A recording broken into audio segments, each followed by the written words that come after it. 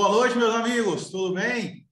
Vamos lá então para mais uma aula. Vamos aprender hoje sobre fundos de investimentos. E assim, dar boas-vindas a todos vocês, a todo mundo que está chegando para essa aula de fundos de investimentos. Não esqueça que ainda não segue, né, o Pré-Aprovados lá no Instagram e o Pré-Aprovado CPA no YouTube, tá? Só lembrando aí que ainda não segue, né, para ficar antenado aí nos assuntos de certificação. E, como sempre, né, eu começo recapitulando e, assim, rapaz, a gente já está na 7ª live, né? A gente começou lá com o Sistema Financeiro Nacional, onde vimos sobre o Conselho Monetário Nacional, Banco Central, o que faz o Banco Central, né? Faz mesmo, é o principal órgão executor do Sistema Financeiro Nacional, Banco dos Bancos, né? Responsável pela política monetária, política cambial, cumprir a meta de inflação também, quem faz isso é o Banco Central. A gente viu também que ele tem o irmãozinho dele, no Sistema Financeiro Nacional, que é a CVM, Comissão de Valores Mobiliários. A CVM é quem fiscaliza o mercado de valores mobiliários, que protege os interesses dos investidores. Vimos, dentro do Sistema Financeiro Nacional, os bancos comerciais, bancos múltiplos, não é mesmo? Os bancos de investimento, as corretoras, que aí você acessa a corretora através do home broker, né, para comprar ações. Eu incentivei vocês a comprarem ações também. Estarem investindo no mercado de bolsa de valores para aprenderem, né? E entramos depois na lavagem de dinheiro, né? Quais são as fases de lavagem de dinheiro lá, colocação, ocultação, integração, as novas regras, né? Como, por exemplo, o relatório de efetividade, que é um negócio que entrou agora nas certificações. Entramos noções de economia e finanças, onde a gente viu sobre PIB, né? Produto Interno Bruto, vimos aquela fórmula, né? Do C mais I mais G mais NX. Tem vários, né, macetes para não esquecer disso, né? Tudo que um país produz, tudo que uma região produz. Aí vimos também sobre o IPCA, que é o índice oficial do governo, né, divulgado pelo IBGE, o IGPM, temos lá o IPA, IPC e INCC, né, 60, 30, 10, divulgado pela Fundação Getúlio Vargas. Inclusive, a FGV é quem dá a prova da ANBIMA, né? Então, é comum cair questões também sobre IGPM, é um índice de inflação. Aí a gente viu sobre, ali no módulo 3, vários assuntos, indicadores, como taxa de câmbio, ali o PETAX, que é divulgado diariamente pelo Banco Central, que nada mais é que as negociações de moedas, né?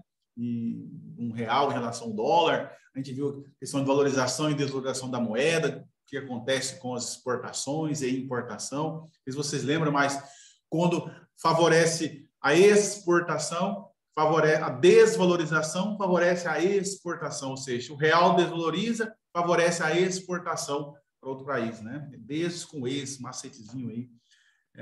Então, aí entrou no módulo 4 sobre instrumento de renda fixa, aí aprendemos sobre título. Primeiro eu falei sobre fundo garantidor de crédito, né? Que garante até R$250 mil por CPF, barra conta, né? Porque é por 50 mil por CPF ou por conta. Vimos também sobre os títulos públicos federais, a gente viu os macetezinhos lá, né? Para LTN e LFT, tesão antes, tesão depois. Vimos a questão da NTNB. NTNB lembra BGE, Bold Brasil, né, que aí lembra o índice oficial do Brasil, ou BGE, que é o BGE divulga, então, o IPCA. Então, NTNB é atrelado ao IPCA, é um investimento para quem deseja se proteger da inflação, não é mesmo? Aí a gente viu, nós aprendemos também sobre, dentro de renda fixa, né, sobre os CDBs, que é emitido por instituições financeiras, a LCA, a LCI, que é também emitido por instituição financeira. Esses três, então, têm garantido o Fundo Garantidor de Créditos. Depois nós falamos falamos também sobre debêntures, notas promissórias, né? A debêntures das empresas não financeiras. Nós vimos que banco não pode emitir debêntures, não pode emitir nota promissória. Quem faz isso são empresas SAs.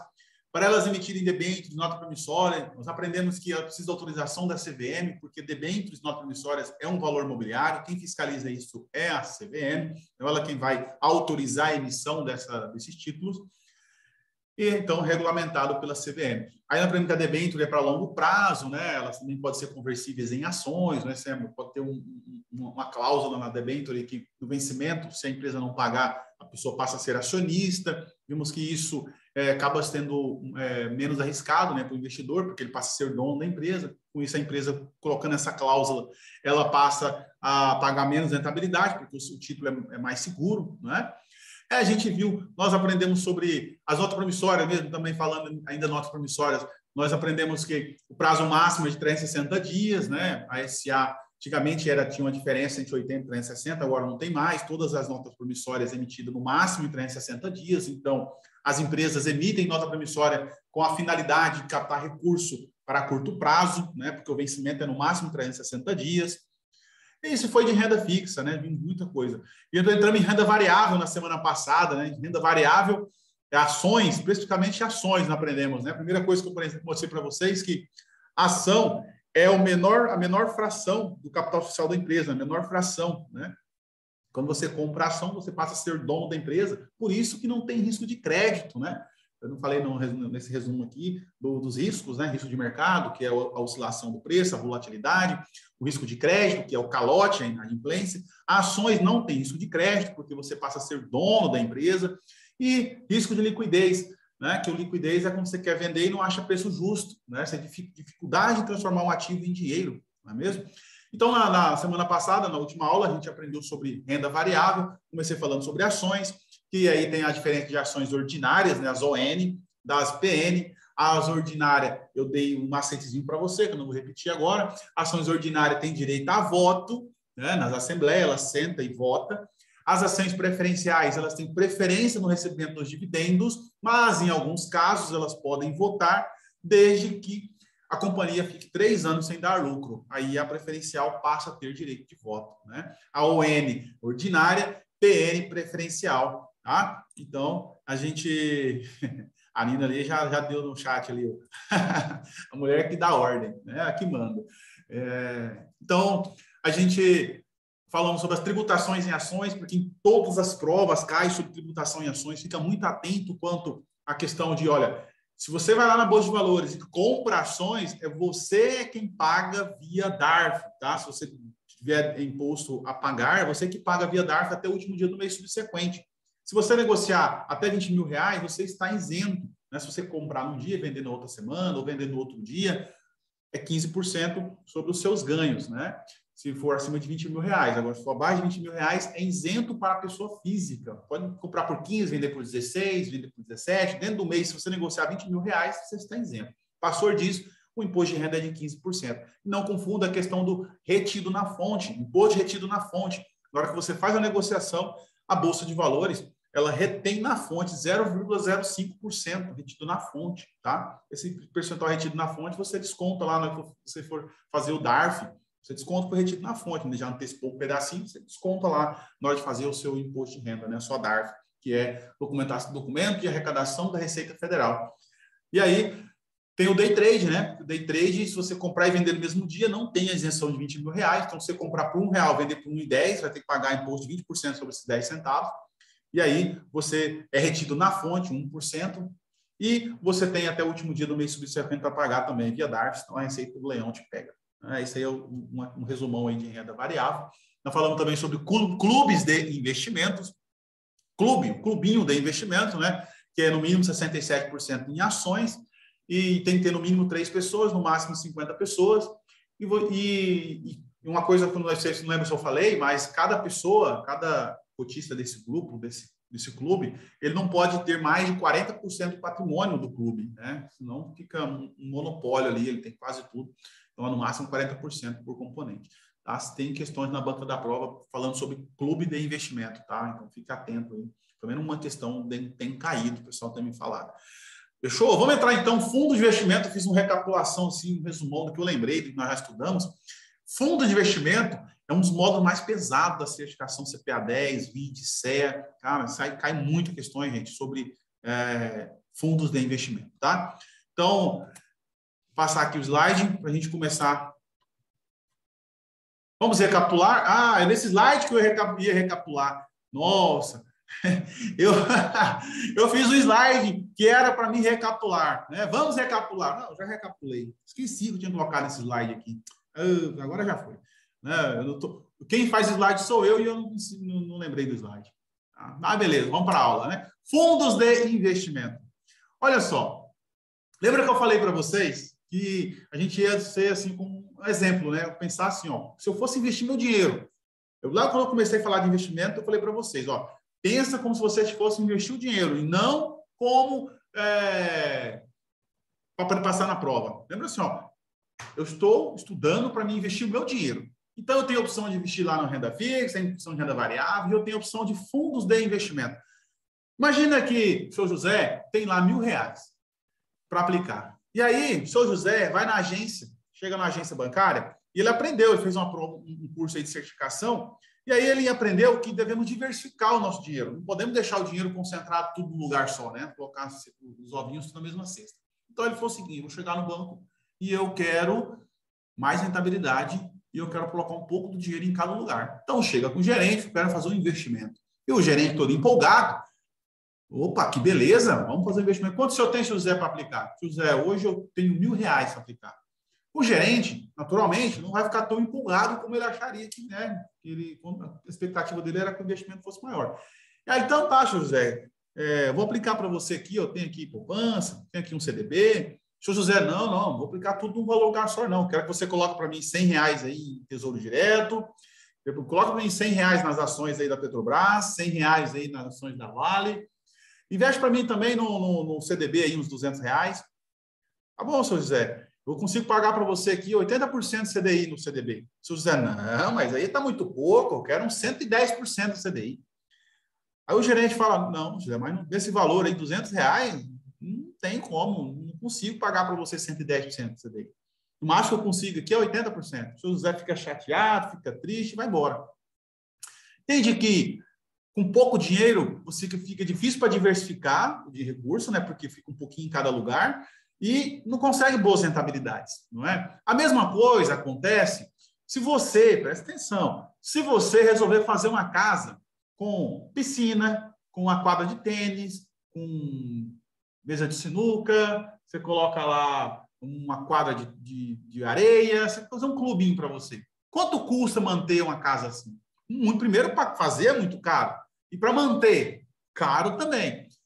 E se você vai morar em um condomínio? O condomínio, essas coisas em comum, como piscina, por exemplo, quadra de campo society, quadra de areia, elas são rateadas as despesas, né? A taxa de administração desses negócios é rateada entre todos os moradores do condomínio. Então, eu coloco a imagem aqui, porque é com isso aqui que eu quero que você faça a associação, tá?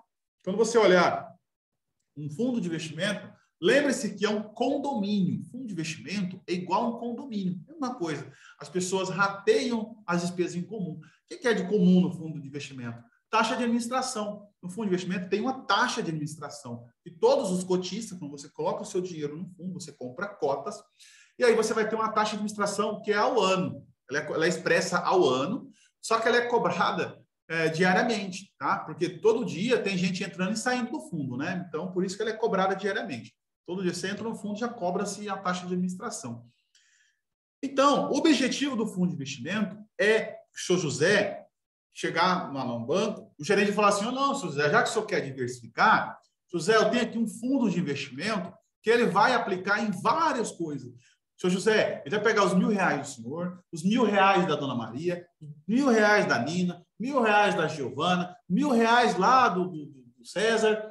Juntando todos esses R$1.000, dá ali um bom montante e eles investem em várias coisas. E outra, o gestor desse fundo de investimento, ele tendo muito dinheiro, ele consegue maiores rentabilidades.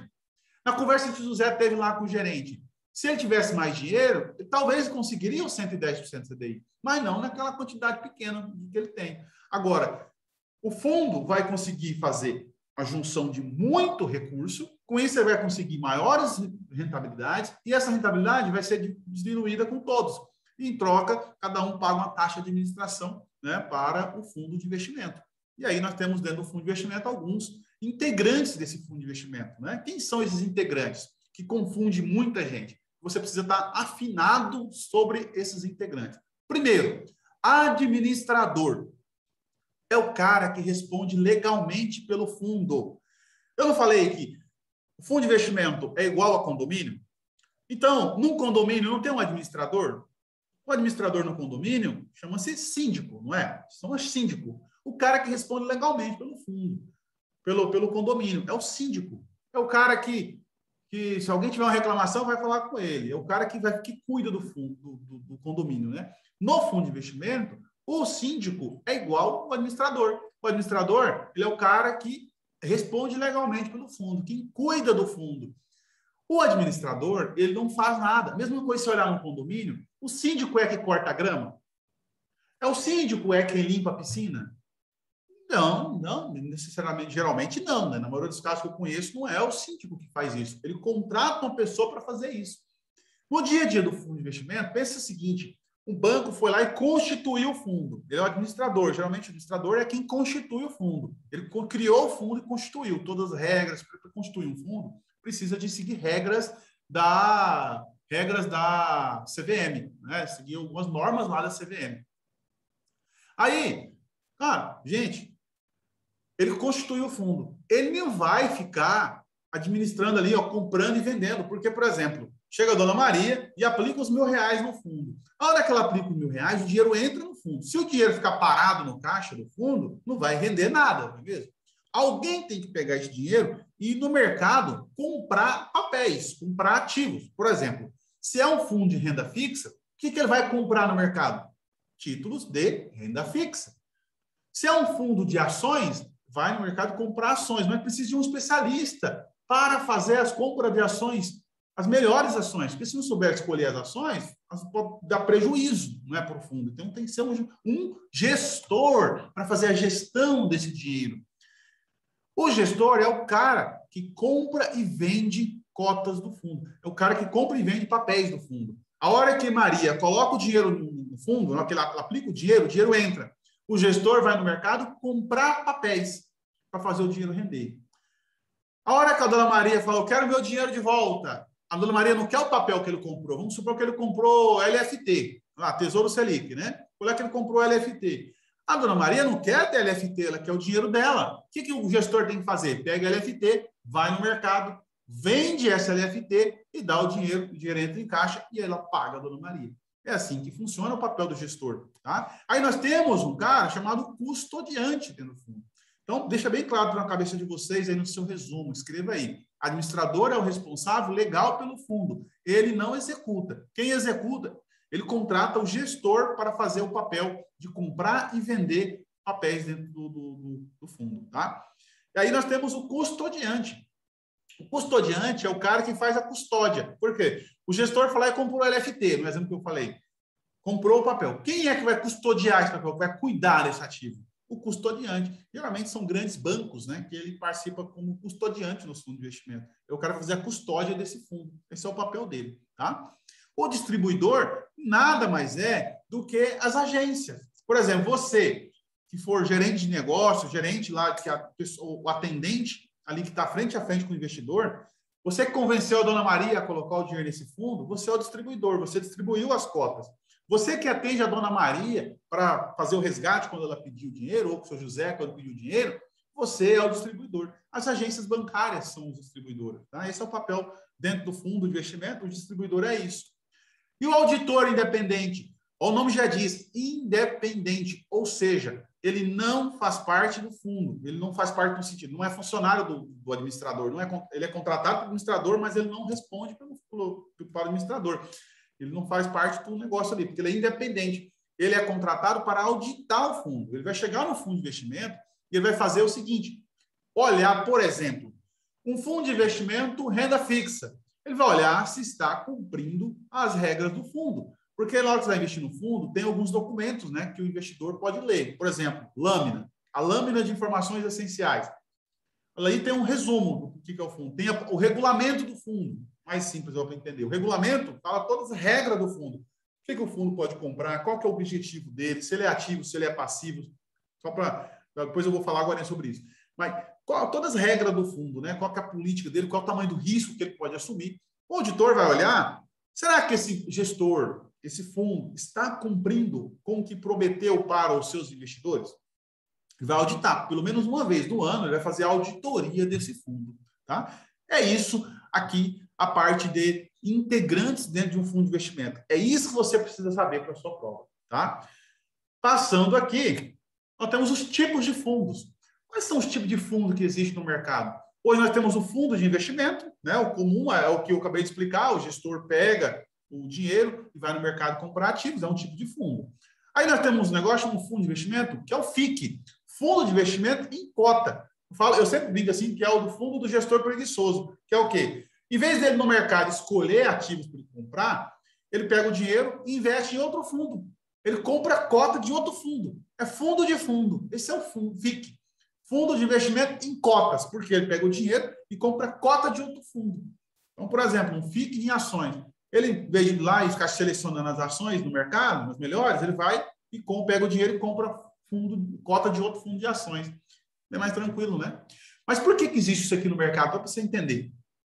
Tem alguns fundos de investimento que os investimentos é muito alto. Por exemplo, 100 mil reais para entrar. Uma cota a partir de 100 mil reais para você entrar nesse fundo de investimento. É alto para muitas pessoas. Aí o que os bancos fazem? Faz o seguinte, esses fundos de investimento que a cota é muito alta, geralmente a taxa de administração é mais barata. Né? E os retornos são melhores, porque ele capta muito dinheiro e aí ele acaba conseguindo mais retornos, né? mais rendimentos. Aqui que alguns administradores de fundo fazem? Cria-se fundos de FIC, que aí ele vai pegar o quê? Ele vai fazer ali com 50 reais de cota, no mínimo, 100 reais, onde junta várias, ele junta dinheiro, cata bastante pequenininho, né? Vários de 50 reais, 100 reais, de 1.000 reais, cotas menores. Quando ele tem um montante, o que ele faz? Ele pega deu 100 mil reais aqui, dá várias pessoas investindo pequenininho. Aí ele pega os 100 mil reais e compra uma cota desse grandão. Entendeu? Claro que isso é muito maior, né? Eu estou dando um exemplo aqui de unitário, né? Mas é muito milhões. Mas é vários pequenininhos que entra, aí esse fundo de investimento em cota compra cota de um fundo de investimento maior. Por isso que existe o fundo de investimento em cota, tá? Tipos de fundo. Aí nós temos aqui ainda o fechado. Existe tipo de fundo que é o fechado. O que é o fechado? Você pensa o seguinte, porta fechada. Você não tem como você passar, não tem como você sair. A hora que você investe num fundo de investimento fechado, você não tem como sair. Ah, mas eu quero meu dinheiro. A dona Maria fala para você, eu quero resgatar meus 1.000 reais. Não tem como resgatar. O fundo é fechado, você não sai. Olha, você olhar, ler fechado, lembre-se, não tem como sair. Para quem vai fazer CPA 20, vai estudar um fundo, que é o fundo de investimento imobiliário. E para quem for investir na Bolsa de Valores, eu até recomendo você também aprender sobre o fundo de investimento imobiliário, tá? Secando a garganta aqui, tem que dar uma lubrificada, né? Fundo fechado, ele é, por exemplo, fundo de investimento imobiliário, ele é um exemplo de fundo fechado. Porque imagina, fundo de investimento imobiliário, vou até dar uma palhinha para vocês aqui, sobre fundo de investimento imobiliário, que ele investe, por exemplo, em shoppings. Ele pega o dinheiro, tem um momento que ele está captando recurso, ele capta o recurso, aí ele fecha, aí ele pega o dinheiro e investe em um shopping, constrói um shopping. Os cotistas do fundo, ele vai receber aluguel desse shopping. Aluguel. O aluguel vai ser distribuído proporcionalmente a cada cotista. Não tem como a dona Maria chegar a um gestor e falar, eu quero resgatar meus 1.000 reais para investir. Como que o gestor vai vender um pedaço do shopping para dar o dinheiro para a dona Maria? Não tem como. Por isso que ele é fechado. Eu dei um exemplo de shopping, né? Mas tem galpões logísticos, né? Empresas que alugam para as grandes varejistas, galpões enormes, fábricas, que o dono é um fundo de investimento. Então, não tem como vender um pedaço para dar. Então, tem que ser fechado. Esse fundo precisa ser fechado para resgate. Ah, tá, mas como é que a dona Maria vai resgatar o seu dinheiro? Aí, ela precisa vender a sua cota no mercado secundário. Lá na Bolsa de Valores, lá onde eu falo que é o feirão de negócio, ela vai vender para outro investidor. Outro compra a cota e fica no fundo fechado. O fundo não vai pagar o dinheiro. Quem vai passar dinheiro para a dona Maria é no mercado financeiro. Aí, é um detalhe. Como ela está vendendo para outra pessoa, aí o preço depende muito, né? Porque aí acaba sendo variável o retorno, né? Acaba sendo uma cota de renda variável, porque aí não tem um valor. É o mercado que vai dar o preço na cota da dona Maria. A cota da dona Maria, ela pagou 100 reais em cada cota. No mercado pode ser que, sei lá, pode estar bombando o setor imobiliário e está valendo 150 reais, as pessoas, todo mundo está querendo investir comprar essa cota dela, ou não, daqui a pouco está 80 reais o valor, as pessoas, ninguém está querendo, tá? Valendo menos do que 100 reais, ela perdeu dinheiro. Então, um exemplo aqui de fundo de investimento imobiliário, tá? Que é um fundo fechado. Aqui não sai, no fundo não sai, para pegar dinheiro só no mercado secundário, ou seja, você escreve aí, liquidez no mercado secundário, no tipo de fundo fechado, tá? Passando, então, fundo aberto. Aí isso é fácil, né? Aqui você entra e sai a hora que você quiser. Eu apliquei, quer resgatar? Pede o resgate. É fundo aberto. Esse aqui é o tipo mais comum, tá? Fundo restrito. Restrito. Sabe o que lembra? Lá no banco tem a área que é restrita. Por exemplo, área de tesouraria. Não é todo mundo que pode ficar entrando lá na tesouraria. Só quem trabalha naquele setor. É restrito aqueles funcionários lá. Ou seja, trazendo para o mundo aqui do fundos, tem um fundo de investimento que é restrito. Por exemplo, Previdência Privada do Banco do Brasil, dos funcionários do Banco do Brasil.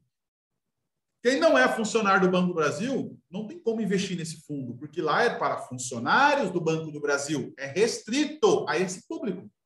Então, esse é o tipo de fundo restrito. É só para aquele grupo. Tem umas condições para você entrar, tá? Alguns requisitos. Fundo de investimento exclusivo. Ó, o nome também já diz, gente. É muito fácil de aprender sobre isso aqui. Porque, ó, exclusivo. Quando fala exclusivo, porque é só um. Não tem outro. É um cotista.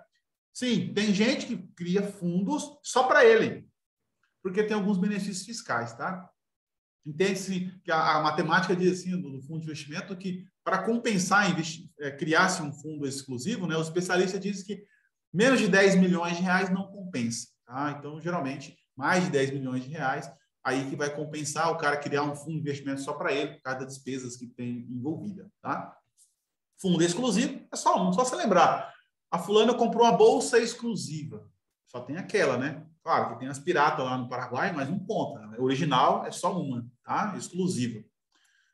E aí nós temos o tipo de fundo ativos e passivos. Olha só, eu coloquei já todos os dois ali porque são meio que ligados. O ativo é o fundo que o gestor, lá na política de investimento dele, ele busca o quê? No objetivo do investimento, ele busca superar um benchmark. Por exemplo, um fundo ativo Ibovespa. Cara, ele vai tentar superar o Ibovespa. Ele é ativo, ele vai tentar superar as ações do Ibovespa.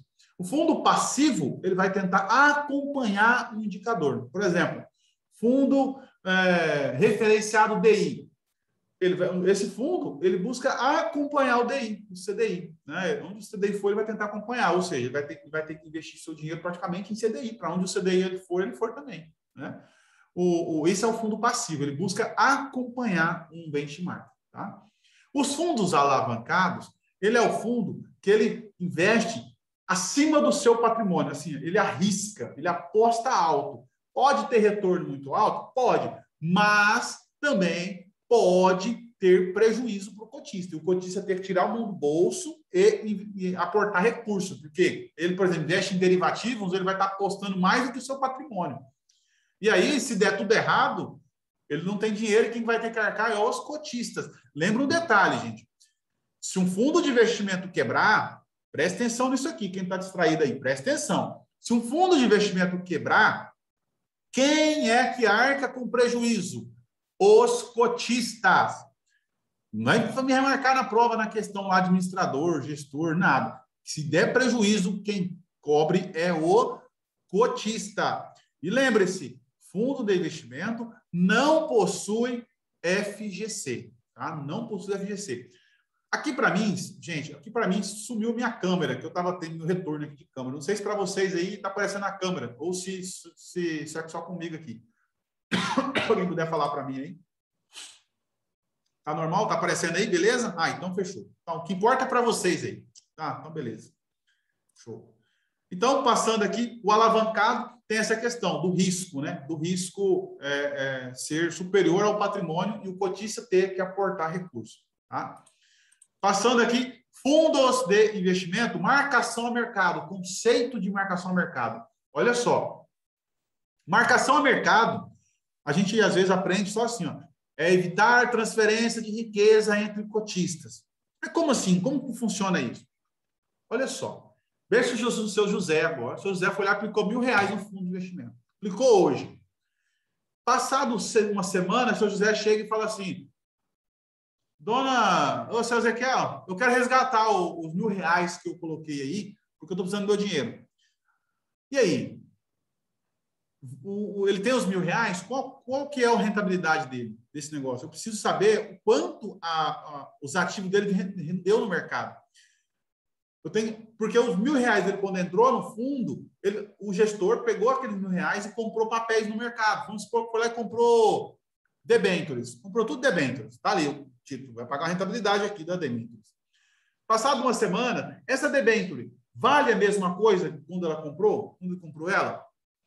Não necessariamente. Por quê? Depende do mercado. Quanto que as pessoas estão dispostas a pagar por essa debênture? Por quê? O gestor vai ter que pegar essa debênture e ir no mercado vender essa debênture. Vai ter que ir lá no mercado vender.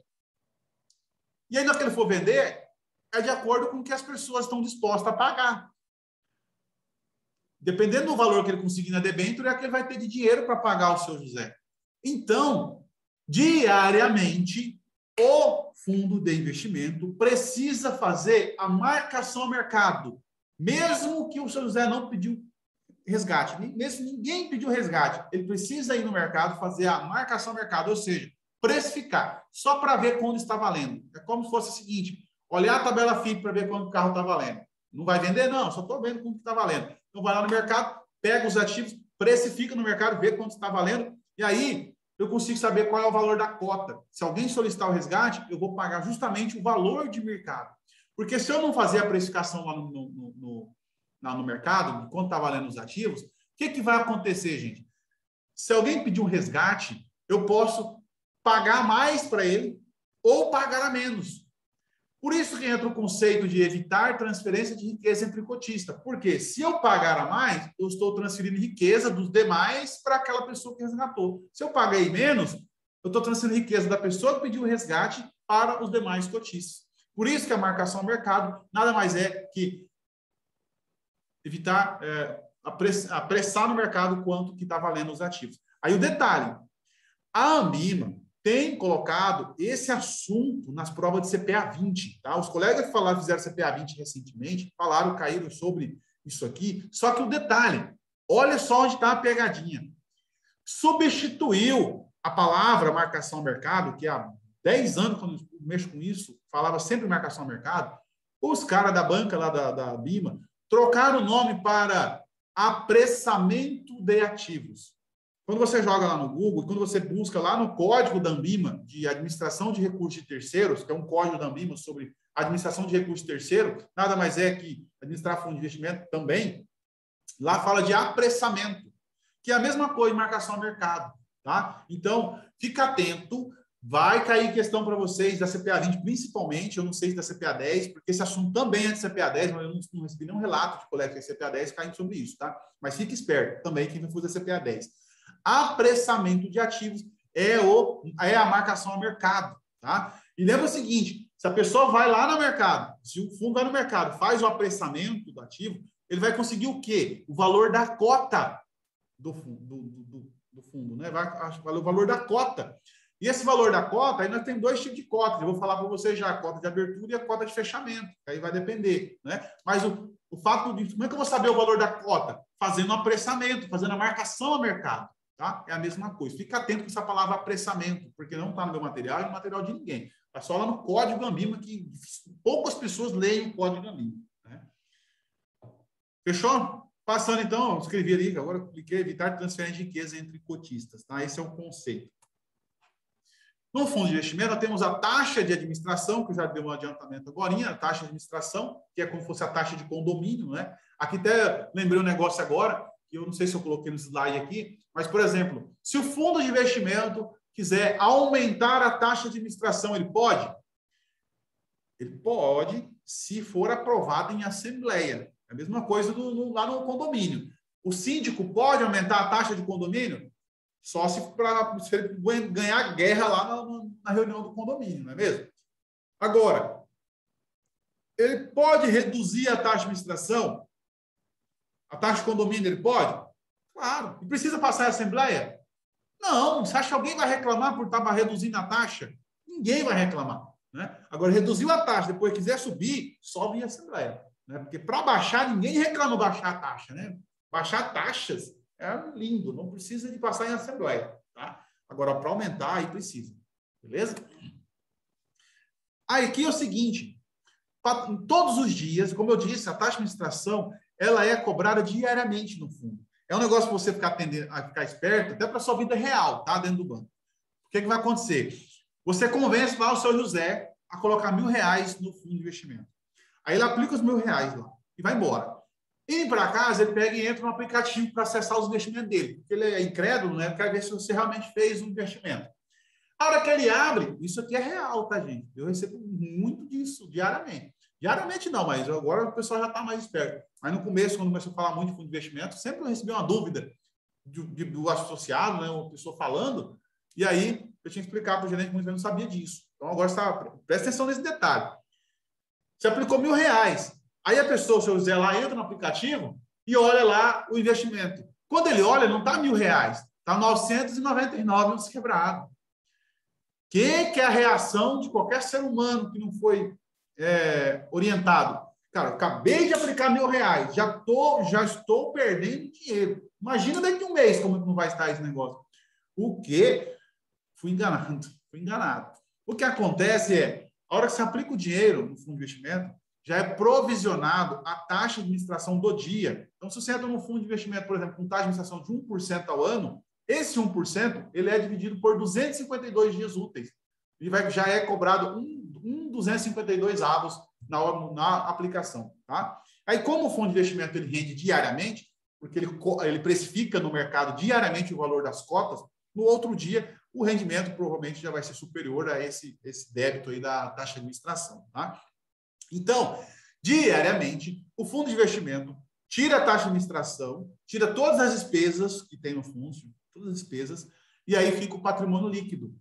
O patrimônio líquido, que já é descontado os impostos, né, e a taxa de administração, o patrimônio líquido, lembra o detalhe, o patrimônio líquido ali, o valor da cota líquido, não foi descontado o imposto de renda, né? Porque não foi resgatado. Né? Foi descontado só, fala patrimônio líquido, você vai confundir que já foi descontado todos os impostos, tá? Não.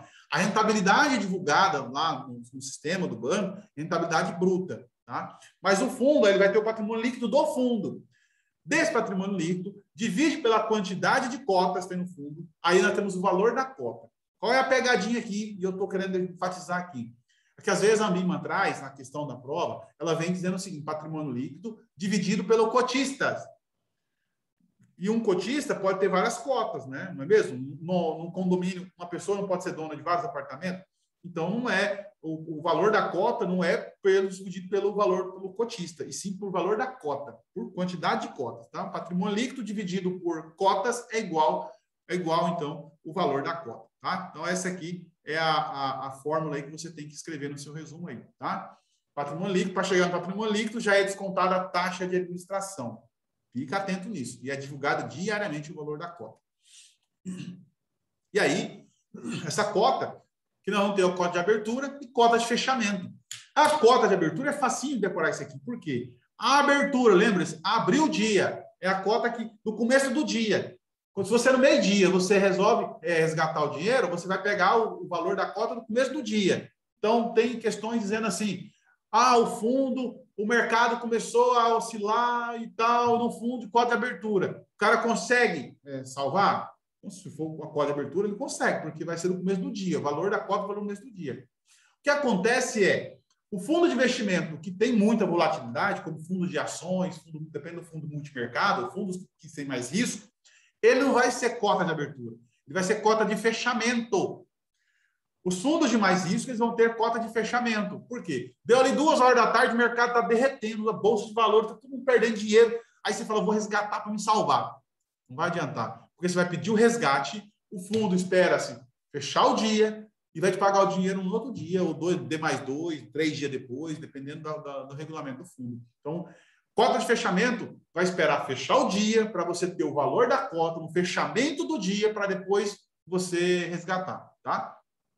E a cota de abertura é a cota que é do começo do dia. Essa se você resgatar 2 horas da tarde, você vai pegar o valor do dia, tá? Fechamento, se você resgatar, você vai pegar o fechamento do dia. Se o fundo for D+0, né? Se eu pedir o resgate hoje, cair hoje, eu pego o fechamento de ontem, do dia anterior. Fechou? Beleza? Fechou, gente? Cota de abertura, cota de fechamento. Mas o fundo de fechamento, eu não conheço nenhum D+0. É tudo D+1, D+2, tá? Para cair o dinheiro na conta. Você não consegue no mesmo dia. Você pediu no resgate, vai esperar fechar o dia para ir te falar o valor que você vai pegar. Porque aí, para não ter malandragem, né? Senão o mercado está derretendo, e aí ele, não, já vou resgatar com o valor de ontem da cota para mim não perder dinheiro. Tá? Não tem fundo assim, eu não conheço. Tá? Cota de fechamento geralmente é D+2, D+3.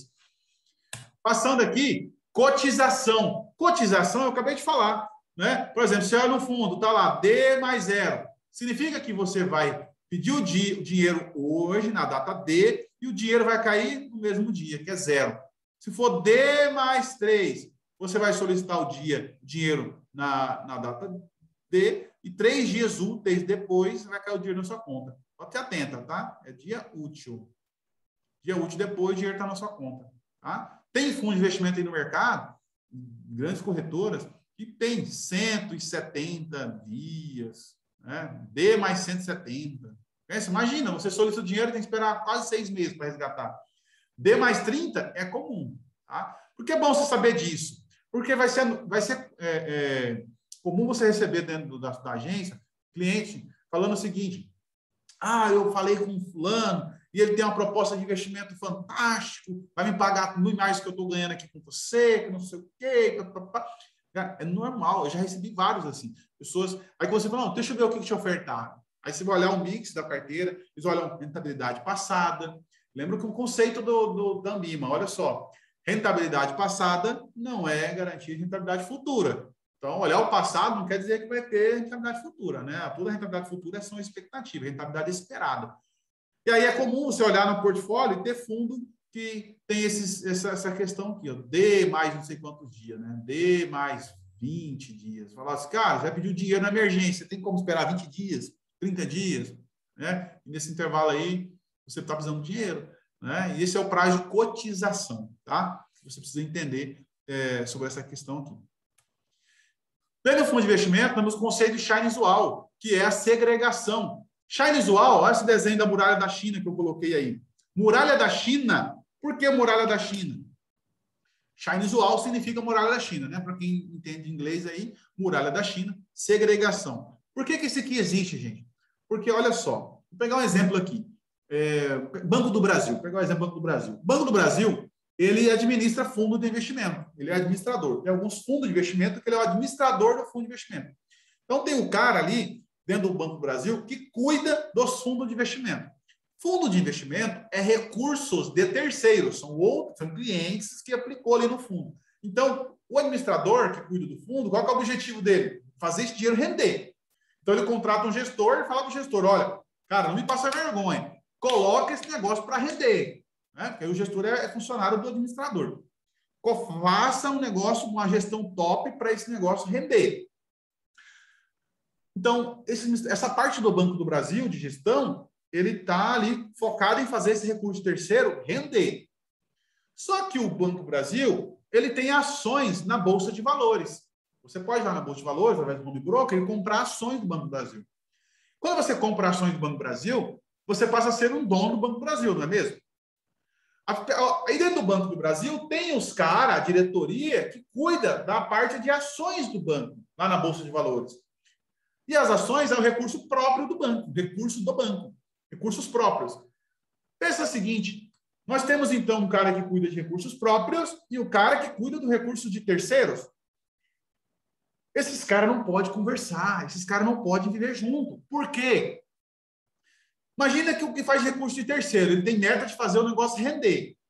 Aí ele escuta uma conversa desse cara aqui, desse diretor do banco. Diretor do banco falando em fechar agência, uma estratégia, sei lá, tem uma estratégia de mercado.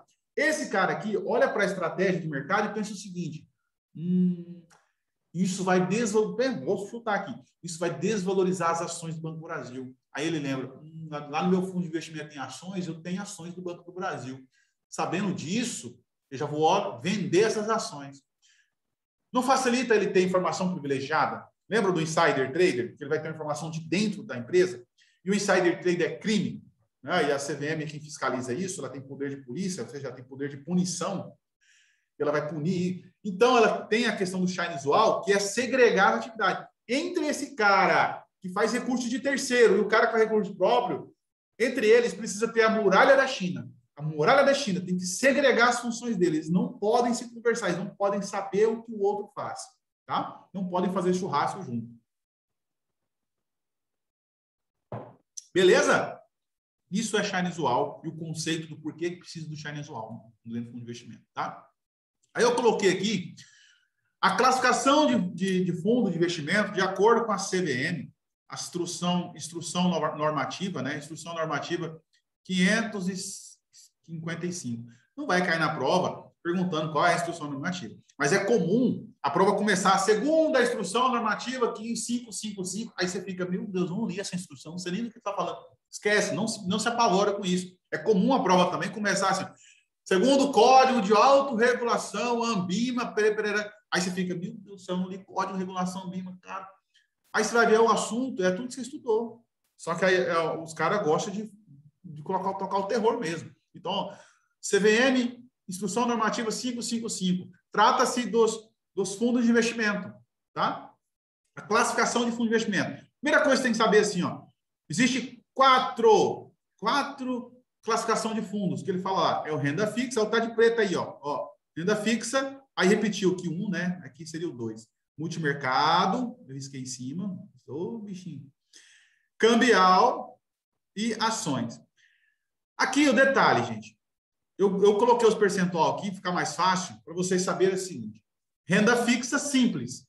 Quando o nome fala simples, porque é simples, e é comum a prova perguntar assim, ó, uma pessoa quer investir num fundo de investimento que não precisa, ele não quer fazer a declaração do análise do perfil do investidor. Ele não quer preencher o formulário de perfil do investidor. Qual investimento é para essa pessoa? Renda fixa simples. A pessoa não precisa fazer o API para investir no API, no simples, tá? Porque o simples, o dinheiro vai ser investido 95% em títulos públicos federais ou em títulos privados com baixo risco de crédito. Cara, é muito seguro investir nesse negócio aqui. O risco de perder dinheiro, muito pouco, tá? Então, não tem problema, não precisa ficar vendo o perfil da pessoa, tá? Não precisa. Fundo de renda fixa simples, 95%. Aí, são 2,95, né? E 1,80 e depois o cambial é 80 também. Mas o que eu quero falar aqui é o seguinte, grava assim, eu aprendi assim, ó, gravei simples e referenciado. O referenciado é 95% do dinheiro investido naquilo que ele é referenciado. Por exemplo, fundo renda fixa referenciado DI. Ele é um fundo passivo que vai acompanhar o DI, o CDI. Gente, para ele conseguir acompanhar o DI, ele tem que investir em quê? Em DI, em títulos que acompanham o DI. E ele tem que colocar quase seu dinheiro tudo nisso. Então, no mínimo 95%. É quase o dinheiro inteiro. Ele tem que colocar em ativos atrelados ao CDI. Porque se ele investir em outras coisas, como é que ele vai acompanhar o negócio se ele está indo para outro caminho? Investir em outras coisas, né? Não faz sentido. Eu quero acompanhar o CDI, vou investir em ativos que acompanham GPM, IPCA, que acompanham inflação. Espera aí, não faz sentido. Então, se ele colocar mais de 5%, ele vai começar a fugir do seu objetivo, né? E quando o investidor coloca o dinheiro nesse fundo referenciado, é porque ele quer acompanhar aquele indicador. Tá? O fundo de renda fixa curto prazo, aqui é onde tem uma grande confusão. Presta atenção, eu vou até dar uma limpada aqui na tela. Gente, aqui. Opa. Que legal. Vou apagar outro slide aqui. Opa, volta. Olha só. Aqui no curto prazo, é onde tem a grande confusão, onde confunde muita gente, porque você confunde a classificação CVM com a da Receita Federal. Quer ver? A classificação CVM, curto prazo, o curto prazo CVM, ele é o fundo de investimento que tem a carteira média de 60 dias, inferior a 60 dias. Ele é considerado um fundo de curto prazo. Tá? Ele tem no mínimo, ele é um fundo que tem que ter a carteira no mínimo 60 dias. Menor que 60 dias. Olha só, o gestor desse fundo curto prazo, ele vai pegar o dinheiro lá da Dona Maria, os R$1.000 da Dona Maria, e ele vai ter que comprar no mercado ativos que vencem no máximo 60 dias. Ele pode ter na carteira, olha só, presta atenção, ele pode ter na carteira ativos com até 375 dias. Ele pode ter. Só que, pensa comigo, se ele comprar um ativo com 375 dias, ele vai ter que comprar muitos outros ativos com 30 dias, 15 dias de vencimento, para que, na média, o vencimento desses títulos, na média desses ativos, esteja com média abaixo de 60 dias. Tá? Essa é a missão desse gestor. Então, para quem vai comprar um investimento, tem que ter muito bom esse investimento de 375 dias, né, para compensar.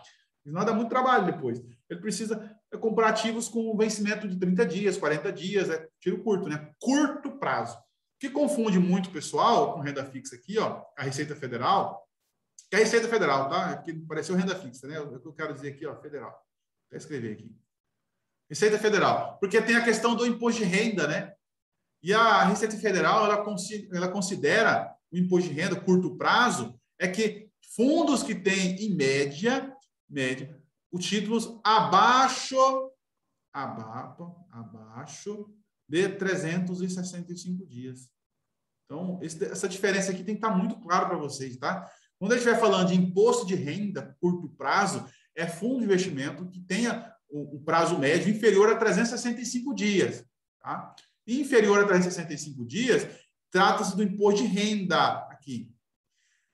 Acima de 365 dias, aí o imposto de renda tem a questão lá do curto prazo e longo prazo, tá? Eu vou falar depois para vocês, antes de chegar no imposto lá, na questão do imposto de renda, tá? Porque isso aqui impacta, eu volto a falar disso aqui. Eu queria falar aqui, ó, que quando eu estiver falando classificação dos fundos, eu estou falando de 60 dias, o prazo médio da carteira de 60 dias, e o título pode ter vencimento de 375. Aí onde confunde, né? Cara, porque aqui, ó, é um 375 e o outro é 365. Um é 375, o outro é 365. Isso é que confunde bastante a turma, né? Então, já falando de CVM, Instrução Normativa 555, eu estou falando de curto prazo, 60 dias.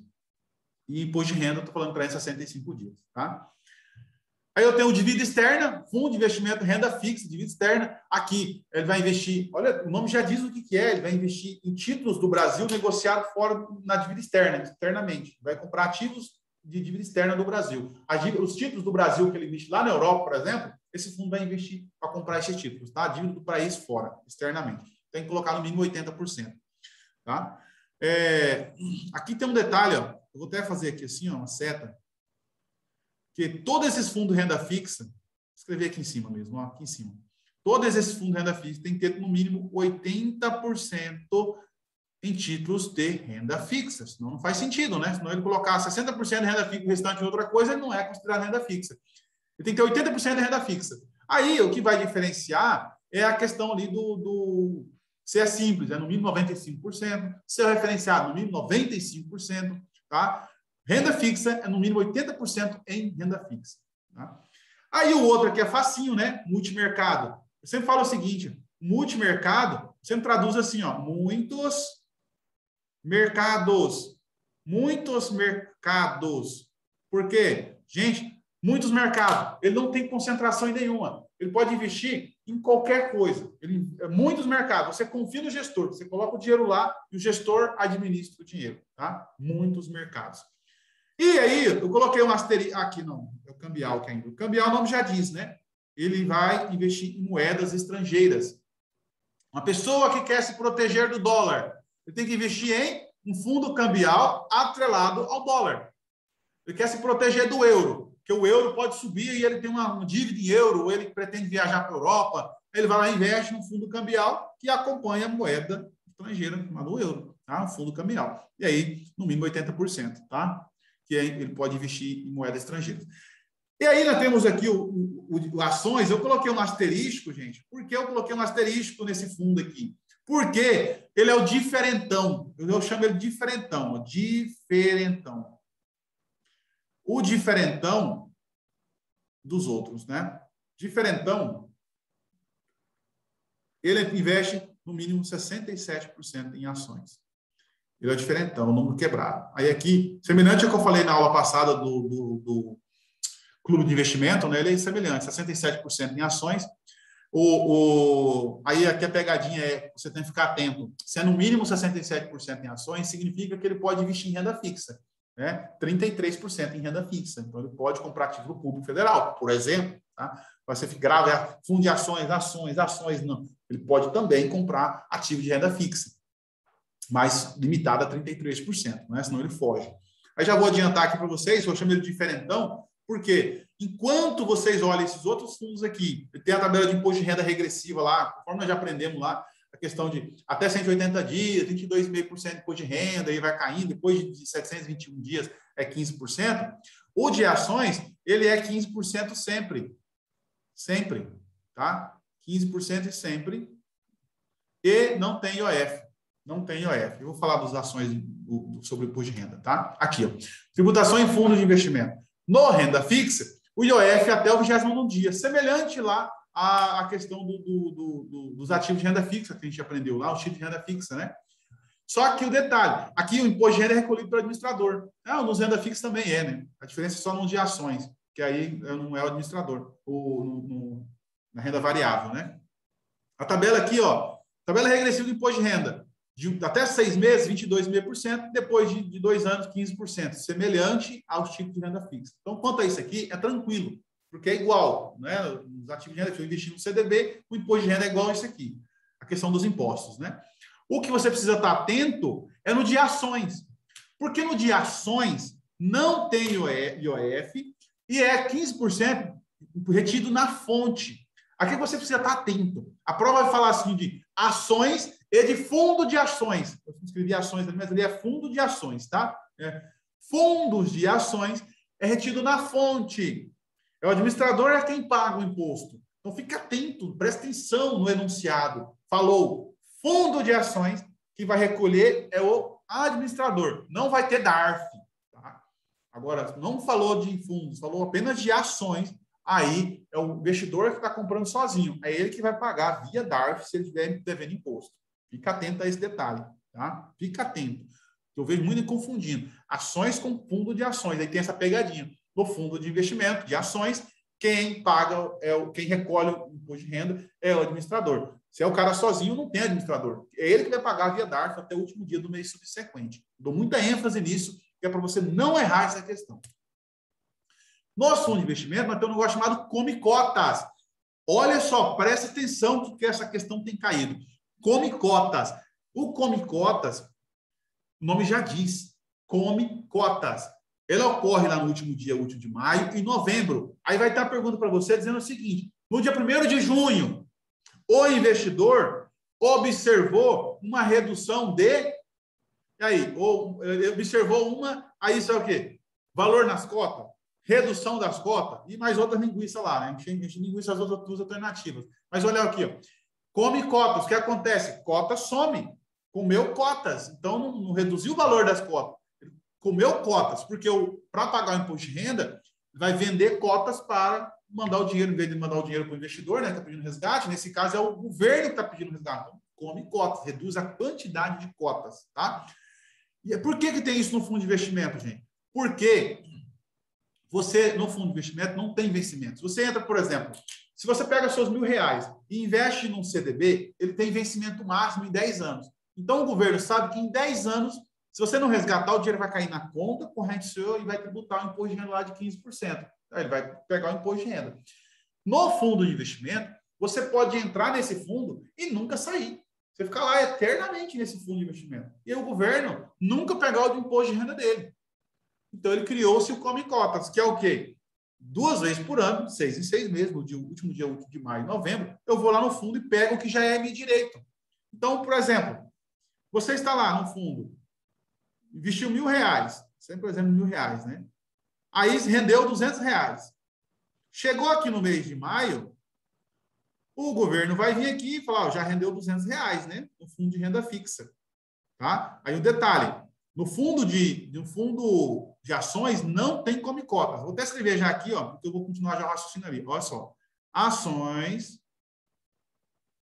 não tem, tá? Não tem come cotas, não tem. Não tem, tá? Grava aí. Ações não tem come cotas, porque ele é variável, né? Aí já no fundo de renda fixa, nós temos, rendeu R$200. Aí ele vai lá tributar o imposto de renda. Só que o detalhe, se o fundo é curto prazo, ele vai tributar 20%. Por quê? O fundo curto prazo entende-se que você vai ficar no máximo 365 dias. Esse é o prazo médio de você ficar no fundo. Então, espera-se que você vai ficar menos de 35, até um ano. Lembra-se que até 180 dias é 22,5% de imposto de renda, né? De 181 dias a 365 dias, qual que é o imposto de renda? De 20%. Acima disso, já não é para você estar no fundo mais. Aí tem um detalhe, você precisa estar atento. O enunciado vai dizendo para você bem assim, o investidor seu José, investiu no fundo curto prazo, passado 3 anos, ele resgatou. Qual foi o imposto de renda que foi cobrado? 20%. Tá, mas Ezequiel, depois de 2 anos não é 15%? É se ele estivesse no fundo de longo prazo. Ele está no fundo errado. No fundo de longo prazo, a alíquota mínima é 20%. É no mínimo 20%. No mínimo 20%. Tá? Então, o come cotas vai ser de 20%. Então, se eu tiver aqui e o fundo for de curto prazo, o come cota vai ser 20%, sobre o meu vai me comer R$40 em cotas. Tá? R$40 em cota. E aí minha cota eu vou ter apenas R$160 em cotas. Tá? Se o fundo for de longo prazo, vai me comer 15% dos R$200. Ou seja, vai comer R$40, vai comer R$30. Né? Porque o fundo é longo prazo. Ah, tá. Mas passado um mês, não foi junho, eu vou e solicito um resgate. Vamos supor que esse investimento aqui eu coloquei em fevereiro. Presta atenção nisso, gente. Ó, fevereiro. No longo prazo. Vou pegar aqui um exemplo. No longo prazo. E aí ele foi me tributou só os R$30 aqui. Eu tinha R$200 de investimento em maio. Quando eu resgatar em junho aqui, vamos contar, ó, fevereiro, ó, março, abril, maio, junho. Fiquei 4 meses no fundo. 4 meses eu devo, quanto que eu devo? 22,5%. O governo pegou 15%. Ele vai tributar os 7,5% da diferença desses meses aqui de maio. E de maio para junho, os 22,5%. Né? Você vai fazer a compensação aí do imposto sobre o que ele fez ali no Come Cotas foi nada mais do que a antecipação do imposto de renda. Beleza? É isso. Aqui você precisa entender sobre como funciona o Come Cotas. Tá? Um macete, vou até limpar aqui a tela, gente. Ó, um macete que vocês precisam aqui para não esquecer esse negócio. Quais fundos têm Come Cotas? Olha só, Mureca. Deixa eu apagar aqui. Mais gente, que é isso? Mureca. Não esquece Mureca. Olha só, Mureca significa, grava a palavra Mureca. Ó, multimercado, renda fixa e cambial. Todos esses fundos possuem Come Cotas, tá? O Mureca. Grave a palavra Mureca. Mureca. Falou Mureca, tem Come Cotas. Ações não está aqui. Tá? Fechou? Esse é o macete. Mureca. Multimercado, renda fixa e cambial. Todos esses no mês de maio e novembro incidem o Come Cotas. Vamos exercitar? Vamos ver se vocês aprenderam alguma coisa? Vamos lá. 1 hora já que eu estou falando aqui. Vamos exercitar. Primeira questão. Sobre fundos de investimento. Vou colocar o chat aqui para ver se vocês vão participar comigo ou não. Sobre os fundos de investimento, é correto afirmar que a rentabilidade é líquida de impostos? B. A rentabilidade não é líquida de impostos? C. A rentabilidade é expressa conforme ano padrão de 360 dias? D. São apresentadas na venda para o investidor as despesas como administrador e como gestor. E aí? Qual que você iria? Vou pegar uma água aqui, minha garganta secou, né? Vocês vão pensando aí enquanto eu bebo água.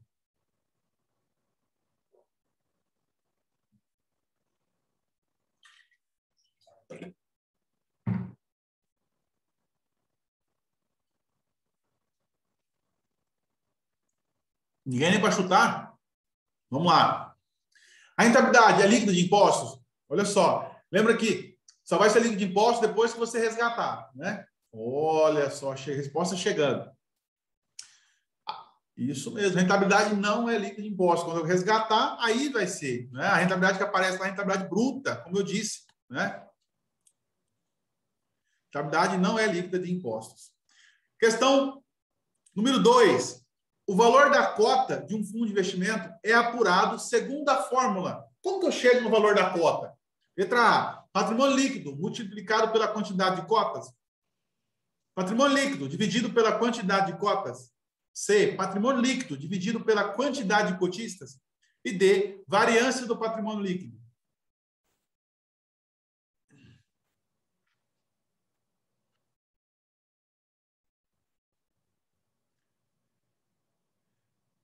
Agora apareceu a galera. Rapaz, essa questão aqui tá muito fácil, vocês estão muito sabidos. Olha que beleza, todo mundo afinado. O valor da cota de fundimento é o patrimônio líquido dividido pela quantidade de cotas, né? Aí a pegadinha não é quantidade de cotistas, beleza? Então, resposta correta, letra B. Essa daí vocês vão gabaritar na prova, vocês estão afinados. Letra número 3.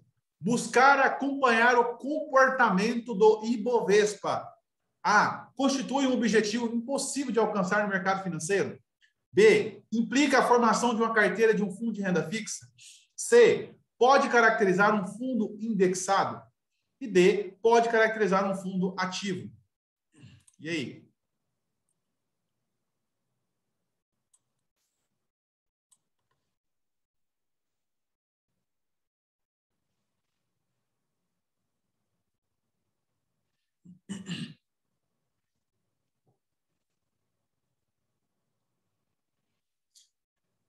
Que beleza, hein, gente? Vamos lá, então. Letra A. Costuma alcançar, possível alcançar? Não, os fundos que buscam acompanhar isso aí, né? Implica a formação de uma carteira de um fundo de renda fixa? Não, o Ibovespa é o índice das ações, né? Letra A e nem D.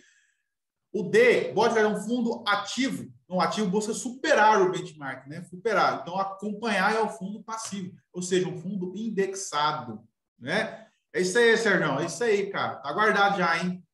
O copo. Esse que vem vai buscar. Isso aí, galera. Letra C. Número 4. A cobrança da taxa de administração afeta o... Letra A. Número de cotas, quando se trata de fundo de ações. B. O valor da cota do fundo no último dia útil de cada mês. C. Número de cotas, quando se trata de um fundo de renda fixa. Ou D. Valor da cota do fundo diariamente. E aí, galera?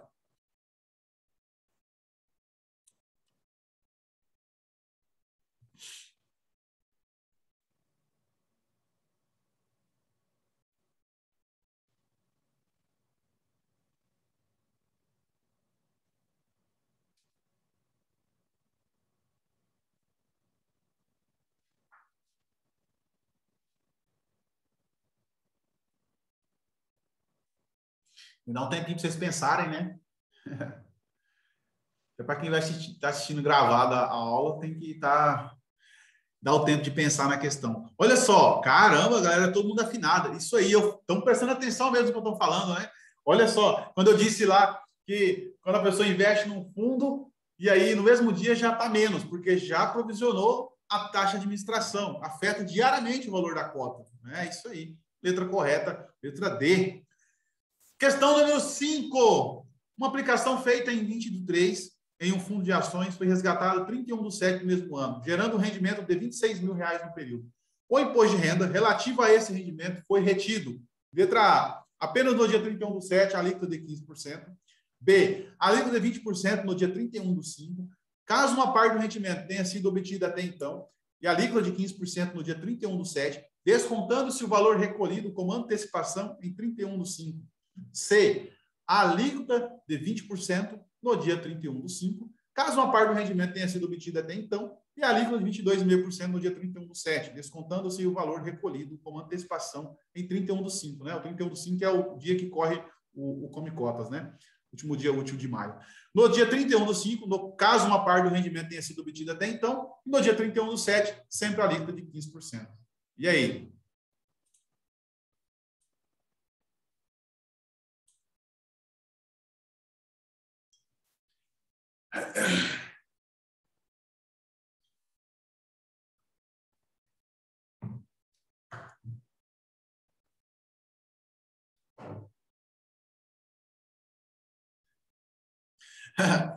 Você responder a alternativa com interrogação é essa?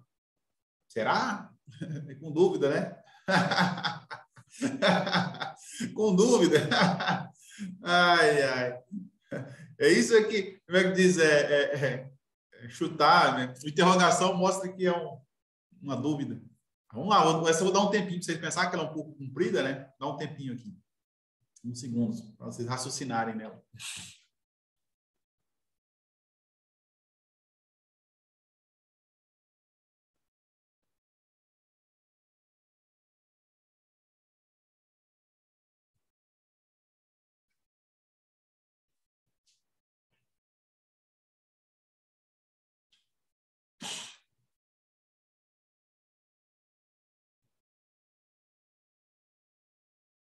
Vamos corrigir essa questão? Vamos lá. Olha só, que interessante, né? Uma aplicação feita em 20 de março em um fundo de ações. Presta atenção aqui, gente, ó. Fundo de ações. Fundo de ações. Eu apertei sem querer, acabou não responde. Mas fundo de ações não tem come cotas, né? Não tem. Lembra do Mureca? Né? Não está no Mureca, né? Não tem come cotas. Como o Diego falou ali, não tem come cotas. Se não tem come cotas, esquece todas as outras alternativas, né? Fala de come cotas. Porque ó, tem aqui, ó, ali 20% no dia 31/5? Não. Ali 20% de 31/5? Não, também. No dia 31/5, caso não aconteceu nada dia 31/5, né? Não aconteceu nada. A resposta correta, apenas de 31/7 no resgate, teve rendimento, alíquota de 15%. Então, quem respondeu a alternativa com dúvida, né? Foi a alternativa A, interrogação. Tá certo, questão correta, né? Questão número 6. Um investidor que acredita em uma elevação das taxas de juros deve aplicar seus recursos em um fundo cuja carteira seja composta por A. 100% em títulos pré-fixados. B. 90% em títulos pré-fixados e 10% em operações compromissadas. C. 100% em títulos indexados à taxa Selic. E D. 50% em títulos pré-fixados e 50% em títulos indexados ao IPCA. Qual fundo de investimento você entraria?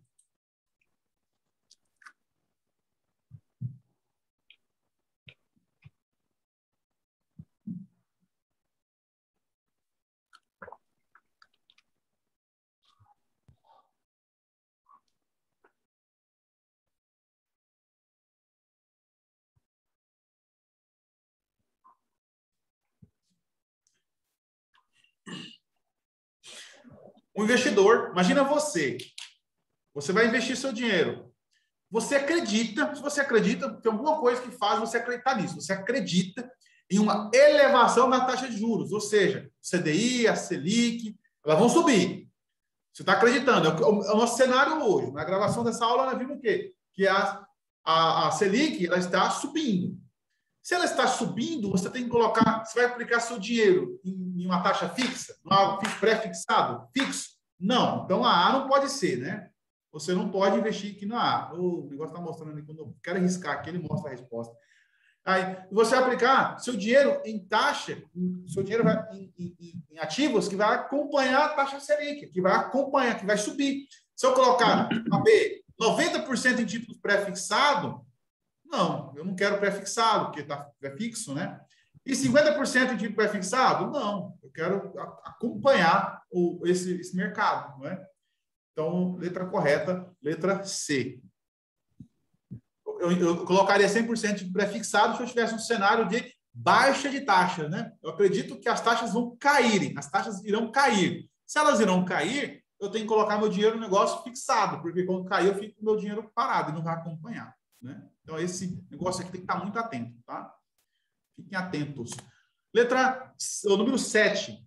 Ao ser liquidada uma operação prevista no regulamento de um fundo de investimento alavancado, é apurada uma perda que compromete todo o patrimônio do fundo, ocasionando ainda um prejuízo adicional. Esse prejuízo deverá ser coberto pelos cotistas do fundo, B, pelo gestor da carteira, C, pelas contrapartes que realizaram a operação com o fundo, ou D, pelo administrador do fundo.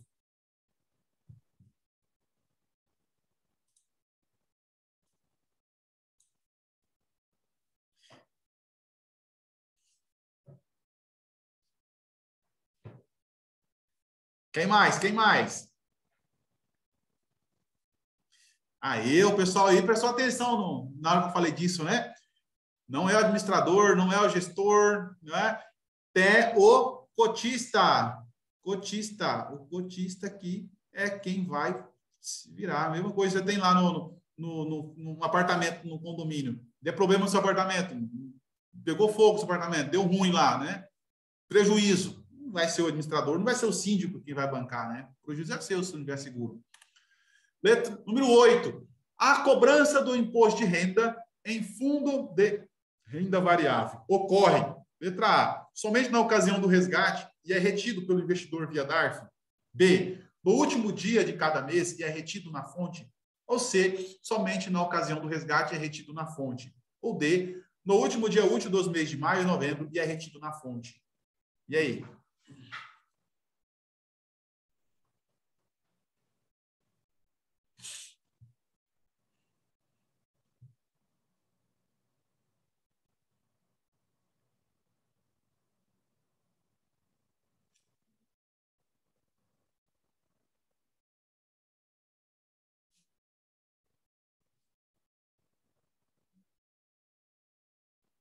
Tô esperando, gente, vocês pensarem aí.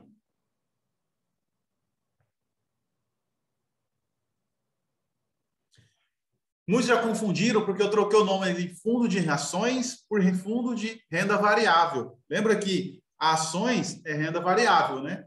Ele oscila, você não sabe como vai dar. Então, ali, fundo de renda variável é o mesmo que fundo de ações. E aí, letra A, somente na ocasião do resgate é retido pelo investidor via DARF. Se você investe em ações, sim. Agora, você investe em fundos, aí não é via DARF, né? Então, não é a letra A. B, no último dia de cada mês e é retido na fonte? Não, é só quando resgatar, não é mesmo? Então, letra C, somente na ocasião do resgate e é retido na fonte. A hora que eu resgatar, é que eu vou pagar o imposto de renda, né? A cobrança do imposto de renda vai incidir quando resgatar o dinheiro. E aí, quem vai pagar isso é o administrador. Então, vai ser retido na fonte. Tá? Nos últimos dias de maio e mês de novembro, isso aqui, no caso, seria o fundo de renda variável, ou de renda fixa, lá, o Mureca, né? O fundo de renda fixa. Tá bom? Fiquem atentos nisso. Gente, o assunto fundos de investimentos cai muita questão na prova. É muita questão. Tem que estar muito afinado no fundo de investimento. Tá? E esses detalhes, eu dei muita ênfase ali durante a explicação da questão de ações e fundo de ações. Né? Fundo de renda fixa, fundo de renda variável. E tem essa diferença de você investir em ações e fundo de ações. Essa diferença de questão de retido na fonte e você pagar via DARF. Fique atento nesses detalhes. Nessa parte na prova tem que ler com muita atenção, não fazer correndo, senão você cai em pequenos detalhes. Uma palavrinha muda todo o sentido do textão que vai ter lá. Tá? É isso aí, Diego. O D é a questão do Come Cotas, né? Maio e novembro. Show. Galera, 8 questões aí, então, para a gente fechar o aprendizado. Eu tirei meu negócio aqui sem querer, peraí, pronto. Para a gente, né, ali, letra C. E para quem ainda não é aluno, né, a certificação CPA 10 e CPA 20, os links lá no bio do Instagram, para quem quer o curso completo da CPA 10 para a CPA 20. Agradeço demais a participação de vocês aqui. Quem tiver alguma dúvida, alguma coisa, estou à disposição aí no WhatsApp. Foi isso, um resumão aí de fundo de investimento. Espero ter ajudado vocês a entender um pouquinho mais de fundo de investimento. Tá bom? Abraços e avisem os amigos aí para me seguir na rede social e participar das lives. Abraço, galera. Até mais.